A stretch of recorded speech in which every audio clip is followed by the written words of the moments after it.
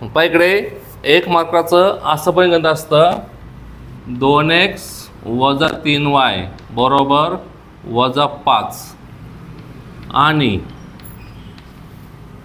4x अधिक y बरोबर 1 ही समीकरणे सोडवण्यासाठी निश्चयक d ची किंमत काढा. काय म्हणतात? d ची किंमत काढा. d ची आपल्याला किंमत काढा असा प्रश्न असतो. तर काय करायचं माहिती आहे का? ही 2 समीकरणं आहेत ना, तर त्याचं फक्त काय करायचं, जे सहगुणक आहेत तेच लिहायचे.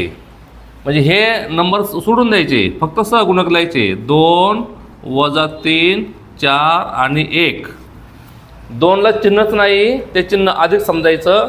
4ला चिन्हच नाही, अधिक समजायचं. सहगुणक नाही म्हणजे 1 समजायचा, 0 समजायचा नाही.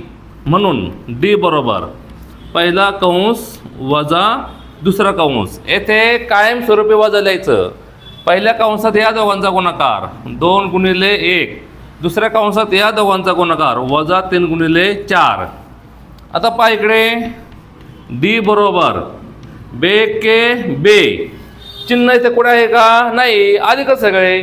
अधिक गुणिले अधिक अधिकच राहणार. वाटल्यास आपण लिहून ठेवू हे अधिक आणि हे अधिक चिन्ह आहे म्हणून. हे वजा 3 चोक 12. गुणाकारामध्ये वेगवेगळे चिन्ह म्हणजे वजा येणार. वजा 12 आले. हे ते अधिक चिन्ह आहे, हे वजा आहे. अधिक गुणिले वजा वजा आले. म्हणून डी बरोबर अधिक 2. कंस म्हणजे थोडक्यामध्ये गुणाकार असतो. इथे गुणाकाराचा नियम वापरायचा. समान चिन्हाचा गुणाकार अधिक समान चिन्हाचा गुणाकार अधिक मांडायचा, अधिक 12 मांडायचे. बेरीज वजाबाकीमध्ये समान चिन्ह म्हणजे बेरीज करायची.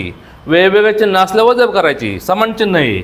12 आणि 2 14, चिन्ह मोठायचं. म्हणून द्यायचं डी ची किंमत किती आली? 14 आली.